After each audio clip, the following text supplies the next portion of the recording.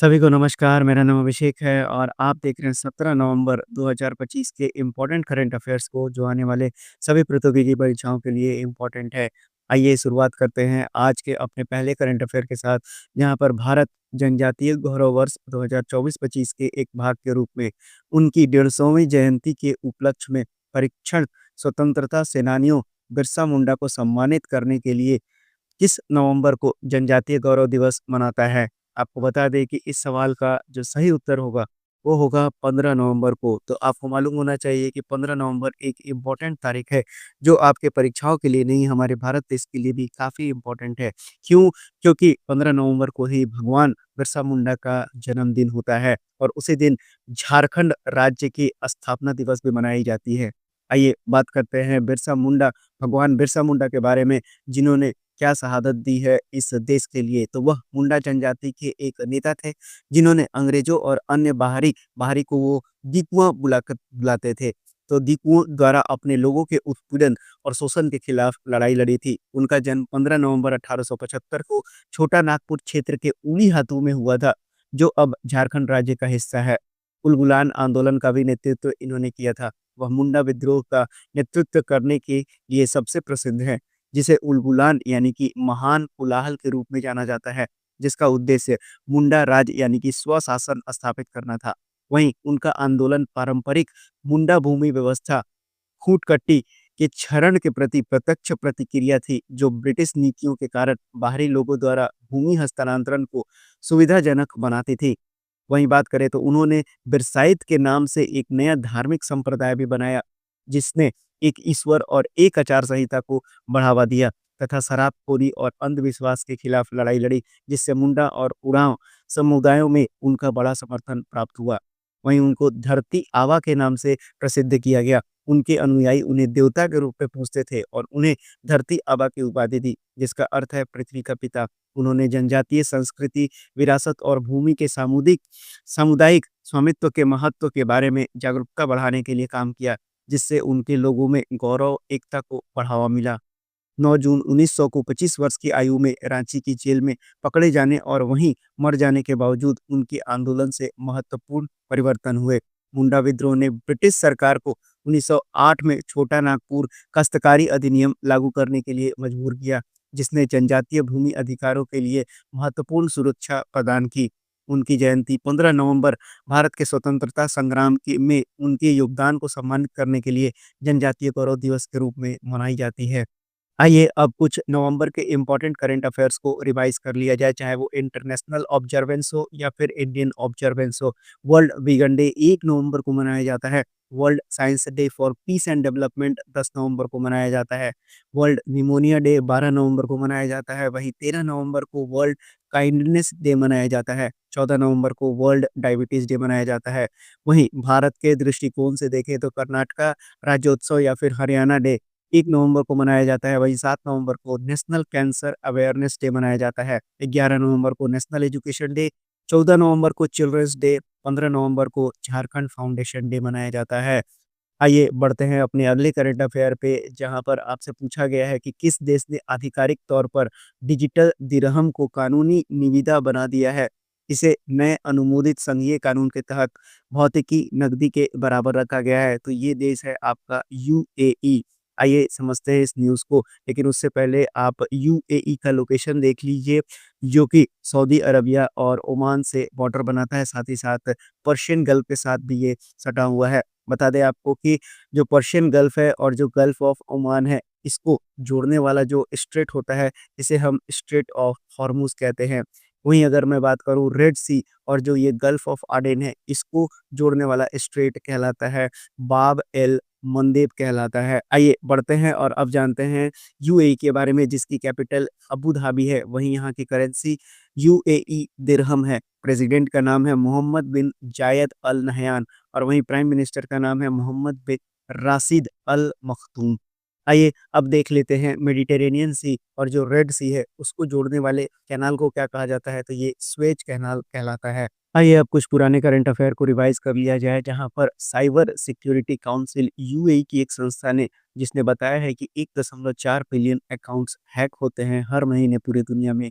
वहीं आपसे UAE sovereign mobility cloud के बारे में भी सवाल पूछा जा सकता है, जिसको कि बिल्ड किया गया है कोर 42 सोवरेन पब्लिक क्लाउड, जो कि पावर्ड किया गया है माइक्रोसॉफ्ट एज्योर के द्वारा। बढ़ते हैं अगले करंट अफेयर की ओर, जहां पर हाल ही में सरकार ने जीआई टैग आवेदन शुल्क घटाया और आदिवासी उत्पादों के लिए सहायता उपायों की घोषणा की। निम्न में से कौन से कथन सही हैं? तो देखिए, पहले जो फीस 5,000 हुआ करती थी, अब सरकार ने उसे 1,000 रुपया कर दिया गया है। वहीं अगर सरकार आदिवासी उत्पादों के लिए निर्यात संपर्क और अंतर्राष्ट्रीय गोदामों में सहायता करेगी। इस कदम का उद्देश्य आदिवासी ग्रामीण उत्पादकों को बढ़ावा देना और पारंपरिक व्यवस्था को मजबूत करना है। यानी कि दिया गया यहाँ पर सभी ऑप्शन आपका बिल्कुल सही जवाब है, यानी ऑप्शन नंबर डी। अब आइए जानते हैं कि जीआई टैग होता क्या है। तो जीआई टैग या भौगोलिक संकेत टैग एक बौद्धिक संपदा अधिकार है जो किसी उत्पाद की एक विशिष्ट भौगोलिक उत्पत्ति को प्रमाणित करता है, जिससे उसे विशिष्ट गुण या प्रतिष्ठा भी मिलती है। पेरिस कन्वेंशन और ट्रिप्स समझौते जैसे अंतर्राष्ट्रीय समझौतों के तहत जीआई टैग को बौद्धिक संपदा अधिकार के रूप में मान्यता प्राप्त है। भारत ने 1999 में वस्तुओं के भौगोलिक संकेत पंजीकरण और संरक्षण अधिनियम पारित किया, जो 2003 में लागू हुआ। बता दें आपको कि जो पहला प्रोडक्ट है जिसने जीआई टैग इंडिया में प्राप्त किया था, उसका नाम है दार्जिलिंग टी, जिसको कि 2004-5 में इस अवार्ड को दिया गया था। अब आइए कुछ पुराने करंट अफेयर को रिवाइज कर लेते हैं, जहाँ पर एग्रीकल्चर और processed food product export development authority APEDA ने हाल ही में air shipment 2 GI tag product का किया है यूनाइटेड किंगडम में। उन प्रोडक्ट्स का नाम है इंडी लाइम और पुलिया कुडी लाइम्स। कहाँ पर भेजा गया है? यूनाइटेड किंगडम में ये भेजा गया है। हाल ही में भारतीय रेलवे ने मालगाड़ियों की सुरक्षा के लिए एक एआई आधारित प्रणाली शुरू की है। निम्नलिखित कथनों पर विचार कीजिए। बता दें आपको कि ये एआई आधारित प्रणाली का नाम दृष्टि है। इसका मुख्य कार्य वास्तविक समय में माल डिब्बों के खुले, अनलॉक या छेड़छाड़ किए गए दरवाजों का पता लगाना है। अब इस प्रणाली को पूर्वोत्तर सीमांत रेलवे और आईआईटी गुवाहाटी टीआईडीएफ ने संयुक्त रूप से विकसित किया है। तो यहाँ पर दिया गया जो सारा ऑप्शन है, ये बिल्कुल सही जवाब है। अब आइए जान लेते हैं कि इंडियन रेलवे की स्थापना कब की गई थी। तो ये 16 अप्रैल 1853 को किया गया था। इसका हेडक्वार्टर नई दिल्ली में है। और बता दें कि minister of for railway Ashwini Vaishnaw साहब हैं और चेयरमैन और सीईओ का नाम है सतीश कुमार। आइए अब जानते हैं कुछ और भारतीय रेलवे के फैक्ट्स के बारे में। तो लॉर्ड डलहौजी को 1853 में भारत में रेलवे शुरू करने के लिए अंग्रेजों को राजी करने में उनकी भूमिका के लिए भारतीय रेलवे का जनक माना जाता है। भारत में पहली रेलगाड़ी 1853 में चली थी। अब आइए कुछ पुराने करंट अफेयर्स को रिवाइज कर लेते हैं, जहां पर कमिश्नर ऑफ रेलवे सेफ्टी ने अप्रूवल दे दिया है आइजॉल में पहला रेलवे लिंक के लिए। अब ये लिंक 51 किलोमीटर लंबा है और बैराबी से साइरन तक का ये लाइन है। अब अगले करंट अफेयर डिवीजन की बात करें तो यूनियन मिनिस्टर अश्विनी वैष्णव साहब ने इनॉग्रेट किया है भारत का सबसे बड़ा automobile plant railway siding Maruti Suzuki manufacturing plant. कहाँ पर? तो ये मानेसर हरियाणा में। वहीं बता दें कि इंडियन रेलवे ने अचीव किया है एक नया माइलस्टोन, जहां पर उन्होंने एक सक्सेसफुली ट्रायल रन को कंडक्ट किया है, जो कि एशिया का लार्जेस्ट है। और ये 4.5 किलोमीटर लंबा फ्रेट ट्रेन था। अब इसको नाम क्या दिया गया था? तो रुद्रास्त्र। आपसे डायरेक्टली एक लाइन में सवाल बनेगा। अब ये ट्रायल रन जो है कंडक्ट किया गया था गंज ख्वाजा रेलवे स्टेशन, जो कि चंदौली उत्तर प्रदेश में स्थित है, वहां से लेकर गढ़वा जो झारखंड में स्थित है, यहाँ तक 209 किलोमीटर इसने दूरी कवर किया था 5 घंटा 10 मिनट में, जहाँ पर इसका एवरेज स्पीड 40.5 किलोमीटर प्रति घंटा था। वहीं आपसे पूछा जा सकता है कि बनारस लोकोमोटिव वर्क वाराणसी ने इंस्टॉल किया है भारत का पहला रिमूवेबल सोलर पैनल सिस्टम। कहाँ पर ये लगाया गया है? तो ये रेलवे ट्रैक्स के बीच में लगाया गया है। आइए बढ़ते हैं अब अपने अगले करंट अफेयर पे, जहां पर वाइस प्रेसिडेंट सीपी राधाकृष्णन ने इनॉग्रेट किया है 30वां सीआईआई पार्टनरशिप समिट 2025। किस जगह पर? तो ये आपका विशाखापट्टनम बिल्कुल सही उत्तर हो जाएगा। अब आइए जानते हैं कि सीआईआई होता क्या है? तो सीआईआई यानी कि कन्फेडरेशन ऑफ इंडियन इंडस्ट्री एक गैर सरकारी, गैर लाभकारी संगठन है जो उद्योग, सरकार और समाज के बीच सहयोग और विकास को बढ़ावा देता है। अब अगर इसके मेन फंक्शंस को देखें तो उद्योगों और सरकार के बीच पॉलिसी डायलॉग करना है, भारत में व्यवसाय, निवेश और व्यापार बढ़ाने के लिए पहल करना है, सम्मेलन, समिट, प्रशिक्षण आदि आयोजित करना इसका काम है। तकनीक, स्टार्टअप, कौशल, इनोवेशन में इंडस्ट्री सपोर्ट देना है। बात करें इसके एस्टेब्लिशमेंट की तो 1895 में इसका एस्टेब्लिशमेंट हुआ है। Industry led membership based organisation है ये, जिसका हेडक्वार्टर नई दिल्ली में है। अब आइए कुछ पुराने करंट अफेयर्स को रिवाइज़ कर लेते हैं। आपसे पूछा जा सकता है कि वेव्स कहाँ पर आयोजित किया गया है? तो ये मेलबोर्न, ऑस्ट्रेलिया में आयोजित किया गया है। वहीं पर एससीओ समिट जो 25वां नंबर का था, तियानजिन, चाइना में आयोजित किया गया है। 17वां ब्रिक्स समिट ब्राज़ील के रियो डी जेनेरियो में आयोजित किया गया है, जिसका थीम है strengthening global south cooperation for a more inclusive and sustainable governance था। वहीं 18वां ब्रिक्स समिट भारत में होने वाला है 2026 में। 11वां edition world green economic summit का कहाँ हुआ? तो दुबई में ये हुआ है। वहीं सैटकॉम समिट यानी कि सैटेलाइट कम्युनिकेशन का जो समिट चल रहा था, वो इंडियन मोबाइल कांग्रेस के द्वारा 2025 में आयोजित किया गया, जो कि फ़ोकस था आपका space network for universal connectivity में। इसको इनॉग्रेशन करने वाले मंत्री का नाम है ज्योतिरादित्य सिंधिया। चलिए बढ़ते हैं अब अपने अगले करंट अफेयर पे, जहाँ पर आपको बताना है कि स्टेटमेंट दिया गया है और कौन-सा स्टेटमेंट सही है। तो भोपाल होस्ट करने वाला है 22वां all India annual TDS conference. वहीं जो ये कार्यक्रम है इसको ऑर्गेनाइज़ किया जा रहा है इनकम टैक्स डिपार्टमेंट मिलकर सीबीडीटी के साथ। वहीं सीबीडीटी के चेयरमैन रवि अग्रवाल ने इसको इनॉग्रेट किया है। तो बता दें आपको कि यहाँ दिया गया सारा ऑप्शन बिल्कुल सही है। आइए जानते हैं सीबीडीटी के बारे में। तो central board of direct taxes Bharat सरकार की एक वैधानिक निकाय यानी स्टैट्यूटरी बॉडी है, जो इनकम टैक्स डिपार्टमेंट को नियंत्रित और संचालित करता है। बात करें तो यह मिनिस्ट्री ऑफ फाइनेंस के अंतर्गत आता है। सीबीडीटी प्रत्यक्ष कर यानी कि डायरेक्ट टैक्सेस जैसे इनकम टैक्स, कॉर्पोरेट टैक्स आदि की नीतियाँ बनाता है। यह देश भर में इनकम टैक्स डिपार्टमेंट का प्रशासन देखता है। 1963 में इसको एक्ट के तहत स्थापित किया गया था। वहीं बात करें चेयरपर्सन की तो रवि अग्रवाल साहब इसके चेयरमैन हैं, जो कि असिस्ट किया जाता है इनमें 6 मेंबर्स के द्वारा। अब आइए कुछ पुराने करंट अफेयर्स को रिवाइज़ कर लेते हैं, जहाँ पर यूनेस्को ने लॉन्च किया है वर्ल्ड का पहला वर्चुअल म्यूज़ियम स्टोलेड कल्चरल ऑब्जेक्ट्स के लिए, जिसका नाम क्या है? मुंडिया कल्ट 2025। वहीं आपसे ये भी पूछा जा सकता है कि किस कंट्री को री-इलेक्ट किया गया है as a vice chairman bureau for the Asia Pacific group 4 के लिए, जो कि सीओपी 10 में इसको सेलेक्ट किया गया है यूनेस्को के हेडक्वार्टर पेरिस में, तो ये भारत को है। और ये किसके खिलाफ किया गया है? तो जो स्पोर्ट्स में डोपिंग होता है, इसके लिए भारत को सेलेक्ट किया गया है। वहीं सिविलिया फॉर्म आपसे पूछा जा सकता है किससे संबंधित है? तो ये उधार से संबंधित है और इसको लॉन्च किया गया है 16वां United Nation conference on trade यानी अंकटाड के 16वें नंबर के आयोजन में। और ये कहाँ पर आयोजित किया गया था? तो जिनेवा स्विट्ज़रलैंड में ये आयोजित किया गया था। वी केयर 2025 इससे संबंधित है, तो ये आपको इंटरनेशनल सैलिटिक कॉन्फ्रेंस 3.0 से संबंधित है, जो कि ओल्ड गोवा में आयोजित किया गया था। बात करें आपसे 8वां इंडियन ओशियन कॉन्फ्रेंस की थीम पूछी जा सकती है, तो ये voyages to new horizon of maritime partnership है। चलिए, अब बढ़ते हैं अपने अगले करंट अफेयर की ओर, जहाँ पर आपसे पूछा जा सकता है कि भारतीय वायुसेना और French air and space force के बीच हुई एक्सरसाइज गरुड़ 25 के संबंध में निम्नलिखित कथनों पर विचार कीजिए। तो ये 8वां एडिशन है। भारतीय वायुसेना ने राफेल, सुखोई एमकेआई और एयर टू एयर रिफ्यूलर विमान के साथ इसमें भाग लिया है।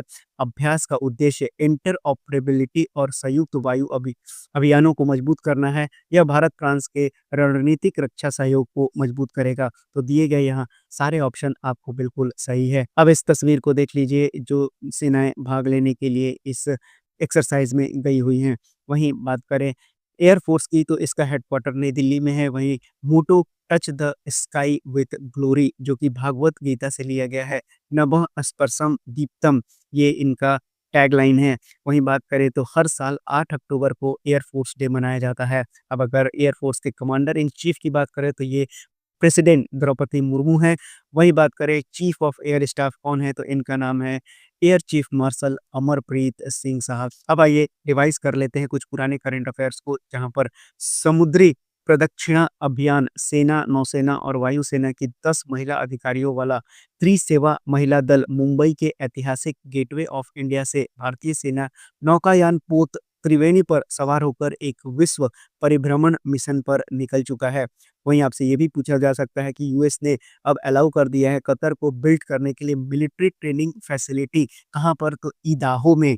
वहीं आपसे इंडियन एयर फोर्स के बारे में पूछा जा सकता है कि एक्सरसाइज ओशियन स्काई 2025 कहाँ पर पार्टिसिपेशन में गया है इंडियन एयर फोर्स? तो ये स्पेन में। वहीं आपसे प्रेसिडेंट मुर्मू जी के बारे में पूछा जा सकता है कि ये भारत की पहली प्रेसिडेंट बन चुकी हैं जिन्होंने 2 फाइटर एयरक्राफ्ट को फ्लाई किया है। एक है आपका सुखोई 30 और दूसरा है आपका राफेल जेट विमान।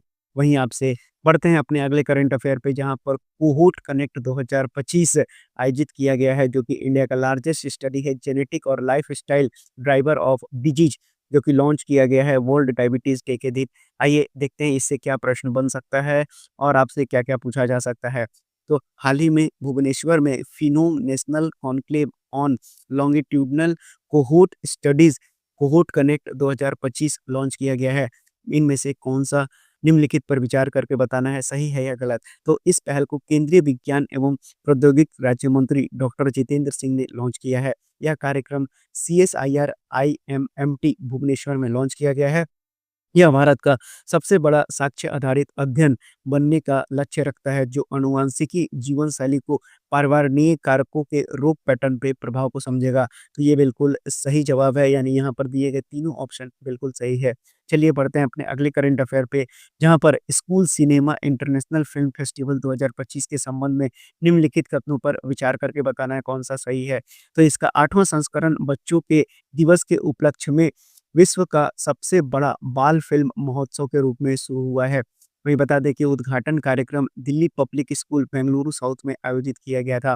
विशिष्ट प्रतिभागियों में निक्लोई डैन, अलेक्जेंडर स्लोलेंको, मेधा कुलकर्णी और केतन पाल शामिल थे। तो ये भी बिल्कुल सही जवाब है, आपसे ये परीक्षा में पूछा जा सकता है। चलिए बढ़ते हैं अपने अगले करंट अफेयर पे, जहाँ पर आपसे पूछा जा सकता है कि किस भारतीय क्रिकेटर को हाल ही में हरियाणा सरकार ने 1.5 करोड़ रुपए देकर सम्मानित किया, जिन्हें हरियाणा राज्य महिला आयोग का ब्रांड एम्बेसडर भी नियुक्त किया गया है और जो अंडर 19 क्रिकेट की विश्व चैंपियन भी रह चुकी हैं। तो इनका नाम है स्मृति मंधाना। चलिए बढ़ते हैं अपने अगले करंट अफेयर पे, जहाँ पर आपसे पूछा जा सकता है कि एशियन आर्चरी चैंपियनशिप 2025 जो ढाका में आयोजित किया जा रहा था, उसमें भारत ने ऐतिहासिक प्रदर्शन किया है। तो इस ऐतिहासिक प्रदर्शन में अंकिता भगत ने रिकर्व वुमेन्स इंडिविजुअल गोल्ड जीतने के लिए कोरिया की सुहोई नाम को 7-3 से हरा दिया है। वहीं धीरज बोमादेवरा एशियन चैंपियनशिप में रिकर्व मेंस इंडिविजुअल गोल्ड जीतने वाले पहले भारतीय पुरुष बन चुके हैं।